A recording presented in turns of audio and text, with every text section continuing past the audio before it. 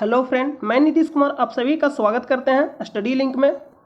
दोस्तों, हम लोग आम्ल, क्षार और लवण इससे रिलेटेड आपको थ्योरी पार्ट पढ़ा दिया गया फुल, और उससे संबंधित जो भी इम्पोर्टेंट प्रश्न बनेगा, जितना इजी से इजी और जितना हार्ड से हार्ड, जो आप हार्ड बोलते हैं मतलब जितना आपसे इजी पूछेगा और जितना आपसे डिफिकल्ट पूछेगा, सारा प्रश्न आपको करा दिया गया। पार्ट 1 भी, पार्ट 2 और पार्ट 3, पार्ट 4 4 पार्ट में आपको प्रोवाइड किया। 100 प्लस क्वेश्चन आपको कराया गया, क्योंकि मेरा उद्देश्य है कि आप 10th क्लास के साथ साथ या आप तो जनरल तैयारी करें, वहाँ भी आपको कहीं भी प्रॉब्लम नहीं होगा, या खास करके होता है कि आप 10th के बाद पॉलिटेक्निक एग्जाम देते हैं, तो मेन उद्देश्य मेरा कि पॉलिटेक्निक के आप अगर एग्जाम दें तो आपको वहाँ प्रॉब्लम इससे पूछे तो नहीं हो।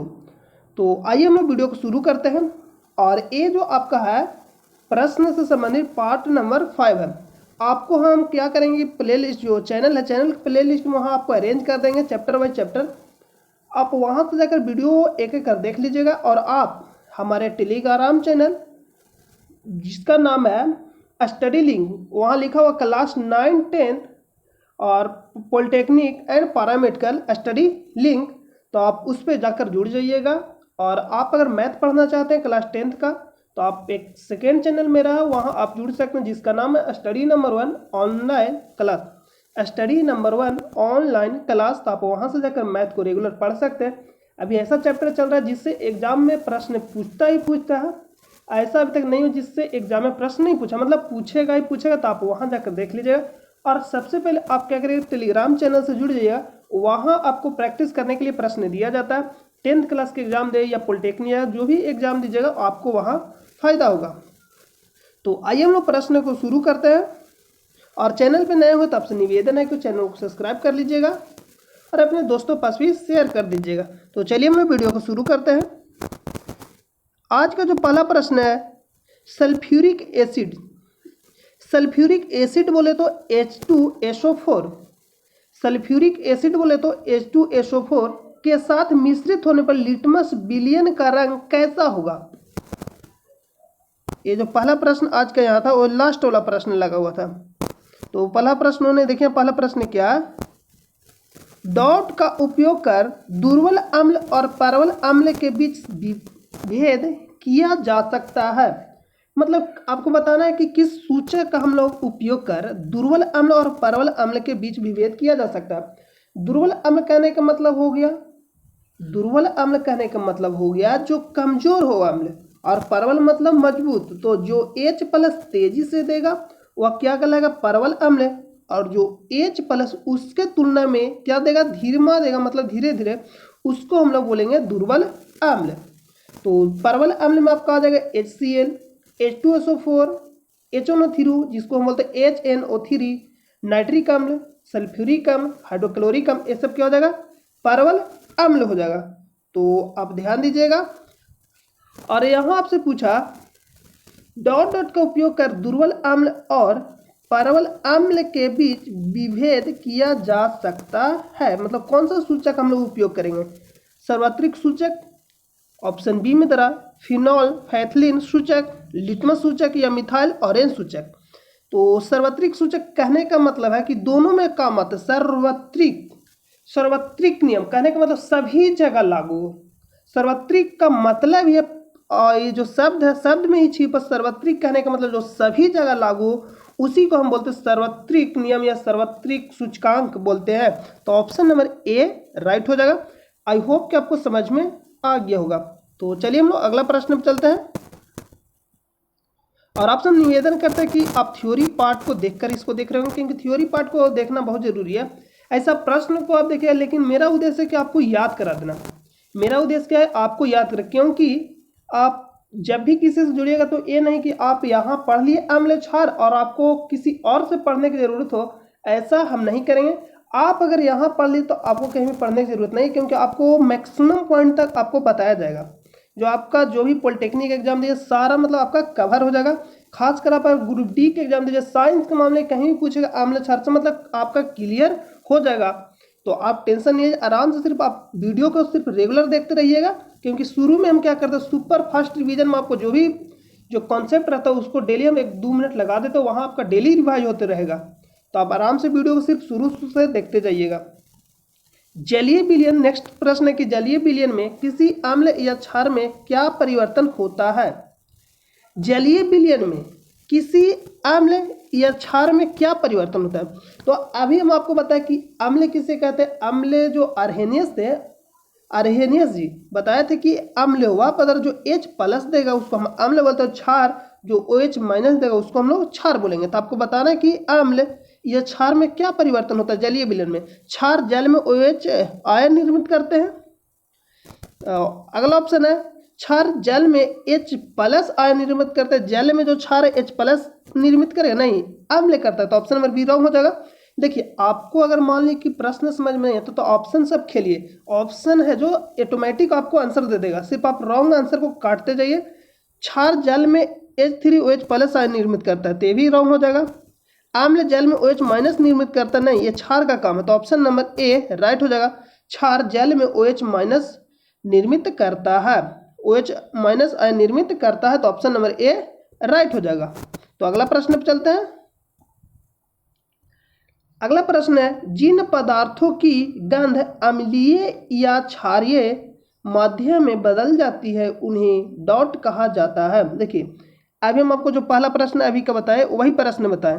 यहाँ जो अभी बताया आपको कि डॉट का उपयोग कर दुर्बल अम्ल या परवल क्षारक के बीच विभेद किया जा सकता है। वही प्रश्न यह कि जिन पदार्थों की गंध अम्लीय क्षारीय माध्यम में बदल जाती है डॉट उन्हें कहा जाता है। मतलब अम्लीय क्षारीय हम लोग किसके तौर पर विभेद कर सकते हैं, वही आपको बताना जो प्रश्न पहला था। तभी हम आपको क्या बताए, सार्वत्रिक सूचक। सार्वत्रिक मतलब जो सभी जगह लागू हो। तो ऑप्शन ए तरह संश्लेषित सूचक जिसको बोले सिंथेटिक सूचक। ऑप्शन बी तरह आम्ल क्षार सूचक, नहीं, आम्ल क्षार सूचक जो आम्ल क्षार, ये तो ऑप्शन होगा नहीं। ऑप्शन सी तरह घरान जिसको हम बोलते हैं ऑल फैक्ट्री सूचक या सार्वत्रिक सूचक। तो ऑप्शन नंबर सी ही राइट हो जाएगा। ऑप्शन नंबर सी घरान सूचक बोलिए, ऑल फैक्ट्रिक सूचक बोलिए या सार्वत्रिक सूचक बोलिए। तो ऑप्शन नंबर सी क्या हो जाएगा, राइट हो जाएगा। अगला प्रश्न में चलते हैं। अगला प्रश्न है लिटमस विलयन डॉट से निष्कासित किया जाता है। मतलब बताना आपको कि जो लिटमस विलयन है हम लोग कहाँ से उसको निष्कासित मतलब निकालते हैं। तो ऑप्शन ए तरह लाइकेन, ऑप्शन बी तरह हाइड्रेजिया, ऑप्शन सी तरह जीरेनियम, ऑप्शन डी तरह पेटोनिया। तो हम लोग लिटमस पेपर कहाँ से निकालते हैं, लाइकेन से। तो ऑप्शन नंबर ए आपको राइट हो जाएगा। ऑप्शन नंबर ए क्या होगा, ऑप्शन नंबर ए राइट होगा इस प्रश्न के लिए कि जो लिटमस विलयन हम लोग लाइकेन से निकालते हैं। और इसका रंग कैसे होता है, तो बैगनी होता है। चलिए हम लोग अगला प्रश्न पे चलते हैं। अगला प्रश्न है कि लिटमस विलयन एक बैगनी डाई है जिसे डॉट से निकाला जाता है। तो अभी आपको तुरंत लाइकेन बोले तो काय, काय आप देखे ही होंगे। काय जैसे में अगर आप क्या होता है कि काय हम लोग क्या करते हैं, काय अगर आप देखिएगा तो जो काय रहता है जो चिकन टाइप का हरा हरा टाइप के जो रहता है, जो हरा हरा टाइप के जो काय रहता है उसी को हम बोलते हैं काय। जो आप नदी किनारे या जाइएगा या जहाँ पर पानी का जमाव रहता है वहाँ पे काय बैठ जाता है। तो काय बैठने से क्या होता है कभी कभी हम लोग गिर जाते हैं, तो उसी को हम लोग काय बोलते हैं। तो इसको या लाइकेन उसी को बोलते हैं। तो बोलता है लिटमस विलयन एक बैंगनी डाई है जिसे डॉट डॉट से निकाला जाता है। तो कहाँ से निकाला जाता है, काय या लाइकेन से। ये नदी के किनारे आप जाइएगा तो वहाँ भी ये मिल जाएगा। अगला प्रश्न है निष्क्रिय लिटमस विलयन का रंग डॉट डॉट होता है। निष्क्रिय लिटमस विलयन का रंग डॉट डॉट होता है। मतलब आपको बताना है कि लिटमस विलयन का रंग कैसा होता है। निष्क्रिय लिटमस विलयन का रंग कैसा होता है, मतलब कोई भी उस पर क्रिया ना हो तब उसका रंग कैसा होता है। तभी हम आपको बताया कि लिटमस विलयन का जो रंग होता है बैगनी होता है। ऑप्शन नंबर ए राइट हो जाएगा। अगला प्रश्न पे चलते हैं। अगला प्रश्न है कि यदि मृदा को मृदु अम्ल के साथ उपचारित किया जाए तो इस मिट्टी में हाइड्रेजिया गुल्म के फूल डॉट डॉट के होंगे। देखिए आपको यहाँ प्रश्न समझ में नहीं आया होगा तो फिर से प्रश्न को एक बार पढ़िए। यदि मृदा को मृदु अम्ल के साथ, तो इतना तो आपको पता चल रहा है कि अम्ल बोल रहा है मृदु अम्ल के साथ उपचारित किया जाए तो इस मिट्टी में हाइड्रेजिया गुल्म के फूल डॉट डॉट होंगे। तो आपको बताना कि आपको बताया था अम्ल जब मृदु अम्ल के साथ उपचारित किया जाए तो इस मिट्टी में हाइड्रेजिया गुल्म के फूल डॉट डॉट हो जाएंगे। तो ऑप्शन ए तरह सफ़ेद रंग के, ऑप्शन बी तरह भूरे रंग के, ऑप्शन सी तरह ऑप्शन डी तरह गुलाबी रंग के और ऑप्शन बी तरह नीले रंग के। तो आप इतना जानते हो कि जो आम्ल है क्या करता है, नीले लिटमस को लाल में बदलता है। तो आप दो रंग आपको मालूम है जो आम्ल से रिलेटेड, कौन कौन सा, नीला और एक लाल। तो आप यहाँ देखिएगा, नहीं तो लाल दिया है और एक नीला ऑप्शन, दो ही रिलेटेड है आम्ल से। तो आम्ल से दो ही रिलेटेड है, तो लाल तो ऑप्शन में दिया नहीं, तो ऑप्शन नंबर बी हो जाएगा नीला। तो आप क्या करिए कि जो आप रिलेटेड है तो उससे आप प्रश्न को क्या करिए, रिलेट करिए, तो आपका आंसर निकल जाएगा। तो इसका सही जवाब होगा ऑप्शन नंबर बी। अगला प्रश्न पे चलते हैं।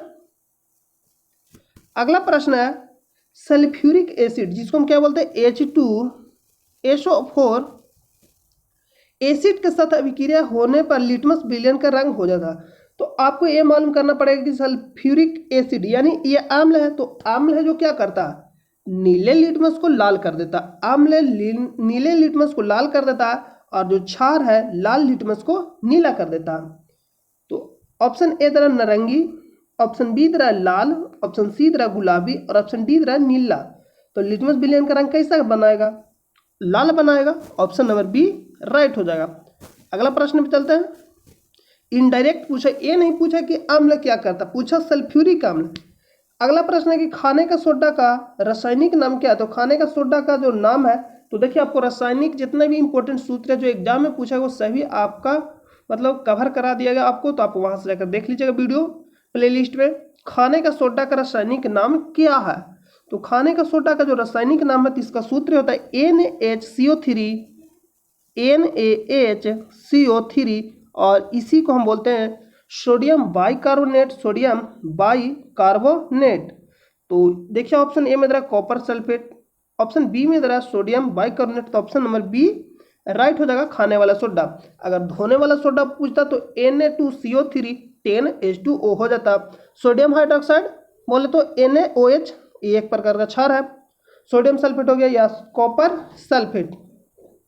तो अगला प्रश्न पे चलते हैं। इसका सही जवाब ऑप्शन नंबर बी हो जाएगा। अगला प्रश्न है कि स्वर्णकारों द्वारा प्रयोग में आने वाले, स्वर्णकारों द्वारा, जो आप देखिएगा जो स्वर्ण इस सब के जो दुकान खोले तो उनके द्वारा बोल रहा है कि प्रयोग में आने वाले एक्वा रेजिया निम्नलिखित में मिलाकर बनाया जाता है। एक्वा रेजिया क्या करता है कि सोना को साफ करता है। सोना मतलब उसमें क्या होता है, घुल जाता है। तो जो सोनार रहता है क्या करता है, एक्वा रेजिया के द्वारा सोना को साफ करता है जब गंदा हो जाता है। तो सोना को साफ नहीं करता, जो ऊपर वाला जो गंदा होता है, जो परत रहता है, क्या होता है, जब एक्वा रेजिया में घोलता है तो उससे जो ऊपर का जो परत रहता है घुल जाता है सोना। तो सोना जब घुलेगा तो एक्वा रेजिया जो ऊपर का परत हो क्या होता है, धोआ जाता है। तो वही क्या होता है, साफ हो जाता है। धोआ जाता नहीं, सोना धो नहीं देता, धोकर ले चल जाता है सोना, वो जो सोना रहता है। तो आप ऐसा नहीं करिएगा। एक्वा रेजिया निम्नलिखित को मिलाकर बनाया जाता है। आपको बताना है किसके द्वारा मिलाकर बनाया जाता है। तो हम आपको बताए थे कि जो एक्वा रेजिया बनाया जाता है किसके द्वारा बनाया जाता है, तो उसमें मिला रहता है नाइट्रिक अम्ल, जिसको हम बोलते हैं HNO3 और एक रहता हाइड्रोक्लोरिक अम्ल HCl। तो जो एक भाग रहता है नाइट्रिक अम्ल रहता है और 3 भाग हाइड्रोक्लोरिक अम्ल। तो अगर आपसे इसमें अनुपात पूछता है तो अनुपात हो जाएगा 1:3। कब, जब नाइट्रिक अम्ल और हाइड्रोक्लोरिक अम्ल का अनुपात पूछेगा तो 1:3। अगर चेंज कर देगा, हाइड्रोक्लोरिक अम्ल पहले आएगा तो पहले 3 आ जाएगा और फिर उसके बाद नाइट्रिक अम्ल होगा तो नाइट्रिक अम्ल 1 आ जाएगा। अगर हाइड्रोक्लोरिक अम्ल पहले आता है, अगर मान लीजिए आपसे पूछ देता हाइड्रोक्लोरिक अम्ल और नाइट्रिक अम्ल का अनुपात, तो हो जाएगा 3:1। जब नाम चेंज करेगा तो हम लोग अनुपात भी चेंज कर देंगे। तो आप इसको ध्यान दीजिएगा, क्योंकि आप जब प्रश्न पढ़ते हैं तो बहुत ज़्यादा तेज़ी से प्रश्न को पढ़ देते हैं कि अगर नाइट्रिक बोल रहा है या हाइड्रोक्लोरिक अम्ल बोल रहा है। तो ऑप्शन पढ़िए, नाइट्रिक अम्ल तथा सल्फ्यूरिक अम्ल, नाइट्रिक अम्ल तथा हाइड्रोक्लोरिक अम्ल। तो ऑप्शन बी राइट हो जाएगा। सोना को किस में घुल जाता है, या प्लेटिनियम एक्वा रेजिया में घुल जाता है। तो इसी से क्या होता है कि जब गंदा हो तो उसको हम लोग धोते हैं, तो सोना धोता नहीं, धोकर ले चल जाता है सोना को। तो आप अगर जान गए कि सोना को धोता ना, सोना को एक परत मतलब धोकर ले चल जाता है, तो आप ऐसा नहीं करिएगा। तो नाइट्रिक अम्ल या हाइड्रोक्लोरिक अम्ल, नाइट्रिक अम्ल तथा हाइड्रोक्लोरिक अम्ल के मिलाकर बनाया जाता है एक्वा रेजिया। मिश्रण को बोलते हैं एक्वा रेजिया, जिसमें 3 भाग हाइड्रोक्लोरिक अम्ल होता है और 1 भाग नाइट्रिक अम्ल होता है। तो ये भी प्रश्न आपसे पूछता, अनुपात भी पूछ लेता। तब ध्यान दीजिएगा, आपसे पूछ देगा 3 एक्वा रेजिया में हाइड्रोक्लोरिक अम्ल 3 भाग होता है, तो कितने भाग नाइट्रिक अम्ल होता है, 1 भाग। तो इस तरह से प्रश्न पूछ लेता है, अनुपात भी पूछता है। तो आप ध्यान इसको दीजिएगा। अगर मान लीजिए ऑप्शन में हाइड्रोक्लोरिक अम्ल वाला नहीं रहेगा तो ऑप्शन सेकेंड जो होगा नाइट्रिक अम्ल तथा सल्फ्यूरिक अम्ल वाला जो ऑप्शन रहेगा हो जाएगा, अगर नहीं रहेगा तो। अगला प्रश्न पे चलते हैं। अगला प्रश्न एक सिट्रिक जिसका सूत्र होता है सिट्रिक अम्ल मुख्य रूप में किसमें होता है। सिट्रिक जो होता है अम्ल मुख्य रूप में किसमें होता है। ऑप्शन ए दे रहा है गाजर। सिट्रिक अम्ल का फॉर्मूला याद रहे C6H8O7 C6H8O7। तो H है जो 8 पे आता ही है, तो C6, तो C है जो 6 है, C6 यानी कार्बन का जो परमाणु संख्या 6 होता है। और अगर आप देखिएगा जो कार्बन का परमाणु संख्या 6 होता है, लेकिन अगर आप H को देखिएगा, जब इसका पोजीशन देखिएगा ABCD, जैसे में A आता है 1 पे, B आ गया 2 पे, इस तरह से इसका जब पोजीशन देखिए तो जो H है वो आता है कितना नंबर पे, 8 नंबर पे। इसका प्लेस वैल्यू कितना है H का 8 नंबर पे, तो C6H8 और O7 ये क्या होता है सिट्रिक अम्ल का सूत्र है। इससे भी आपसे प्रश्न पूछ लेता सिट्रिक अम्ल मुख्य रूप में किसमें होता है। गाजर, दूध, सेब, नींबू। तो एक खट्टा में होता है, तो इसका सही जवाब क्या हो जाएगा, ऑप्शन नंबर डी नींबू। अगला प्रश्न पे चलते हैं। अगला प्रश्न है कि विटामिन सी किस अन्य नाम से भी जाना जाता है। तो ऑप्शन ए दे रहा है एमिनो अम्ल, ऑप्शन बी दे रहा है एस्कॉर्बिक अम्ल, ऑप्शन सी दे रहा है एसिटिक अम्ल और ऑप्शन डी दे रहा है ऑक्जेलिक अम्ल। विटामिन सी किस अन्य नाम से भी जाना जाता है। तो ऑक्जेलिक अम्ल कहाँ होता है, टमाटर में। ऑक्जेलिक अम्ल होता है टमाटर में, जो ऑक्जेलिक अम्ल से क्या होता है दाग उग भी हम लोग छुड़ा सकते हैं। सिट्रिक अम्ल एस्कॉर्बिक अम्ल और सी तरह एसिटिक अम्ल। तो विटामिन जो सी पाया जाता है एस्कॉर्बिक अम्ल, ऑप्शन नंबर बी राइट हो जाएगा, एस्कॉर्बिक अम्ल। विटामिन सी का अन्य नाम क्या है, एस्कॉर्बिक अम्ल। आप इसको ध्यान दीजिएगा। अगला प्रश्न पे चलते हैं। अगला प्रश्न है कि अमाशय रस में कौन सा अम्ल पाया जाता है। अमाशय बोले तो पेट में, तो पेट में कौन सा अम्ल पाया जाता है। ऑप्शन ए दे रहा है एसिटिक अम्ल, ऑप्शन ए क्या दे रहा है एसिटिक अम्ल, ऑप्शन बी दे रहा है नाइट्रिक अम्ल HNO3, ऑप्शन डी में दे रहा है सल्फ्यूरिक अम्ल, तो बैटरी अम्ल बोलते हैं। तो ये सब पेट में पाया जाएगा तो क्या करेगा, पेट को ही जला कर राख कर देगा। हाइड्रोक्लोरिक अम्ल, तो ये जो हाइड्रोक्लोरिक अम्ल है कहाँ पाया जाता है, पेट में, जो पचाने में काम आता है। जो हाइड्रोक्लोरिक अम्ल है यही पेट में पाया जाता है, जिसका सूत्र होता है HCl। और सल्फ्यूरिक अम्ल बोले तो H2SO4 और नाइट्रिक अम्ल बोले तो HNO3 और एक ऑप्शन हो गया एसिटिक अम्ल। अमाशय रस में कौन सा अम्ल पाया जाता है, तो हाइड्रोक्लोरिक अम्ल। अगला प्रश्न है पीएच मान निम्नलिखित में से क्या दर्शाता है। जो पीएच मान निम्नलिखित में से क्या दर्शाता है, पीएच मान निम्नलिखित में से क्या दर्शाता है। जो प्रश्न है कि पीएच मान निम्नलिखित में से क्या दर्शाता है। जो पीएच, तो पीएच मान हम आपको बताए थे कि अम्लीयता और क्षारीयता, मतलब जो अम्लीय और क्षारीय का मूल्यांकन करता है। जो पीएच एक प्रकार का स्केल है, किसके द्वारा दिया गया था, सोरेनसन के द्वारा। स्केल में नंबरिंग रहता है 0 से लेकर 14 तक। अगर अब मान लीजिए 7 से नीचे रहेगा तो अम्लीय होगा, 7 से ऊपर जाएगा क्षारीय होगा, और बीच में रहेगा तो उदासीन होगा। और आपको बताया था कि 7 से जैसे जैसे हम लोग नीचे आएंगे अम्लीयता बढ़ता, 7 से ऊपर जाएंगे क्षारीयता बढ़ता, और 7 के बीच में रहेंगे तो क्या होगा, उदासीन होगा, यानी 7 पे।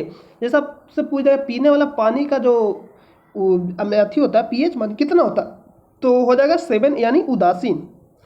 तो इसका जो सही जवाब होगा ऑप्शन ए दे रहा है नेगेटिव, तो नेगेटिव फोटो से कोई काम नहीं, गया घर है। ऑप्शन बी दे रहा है किसी घोल के अम्लीय क्षारीय होने का मूल्यांकन यही तो करता है पीएच स्केल, तो ऑप्शन नंबर बी राइट हो जाएगा। चलिए हम आपको एक बार फिर से रिवाइज करा देते हैं। जो अम्ल से, तो अगर अम्ल पीएच मान 7 रहेगा तो उदासीन होगा, पीएच मान 7 से नीचे रहेगा तो क्या होगा, अम्लीय होगा, 7 से ऊपर रहेगा तो क्षारीय होगा। और आप एक पॉइंट और याद रखें, 7 से हम लोग जैसे जैसे नीचे आएंगे अम्लीयता बढ़ता, 7 से ऊपर जाएंगे क्षारीयता बढ़ता, और 7 के बीच में रहेंगे यानी 7 पे तो उदासीन रहेगा। और अर्हेनियस के अनुसार जो H प्लस देगा उसको हम लोग अम्ल बोलते हैं, और जो OH माइनस देगा उसको हम लोग क्षार बोलते हैं। तो आई होप कि आपको इतना समझ में आ गया होगा। तो चलिए हम लोग मिलते हैं नेक्स्ट वीडियो में। और अगर वीडियो अच्छा लगा हो तो आप अपने दोस्तों पर शेयर कर और लाइक जरूर कीजिए, और कमेंट में जरूर हमें बताइएगा।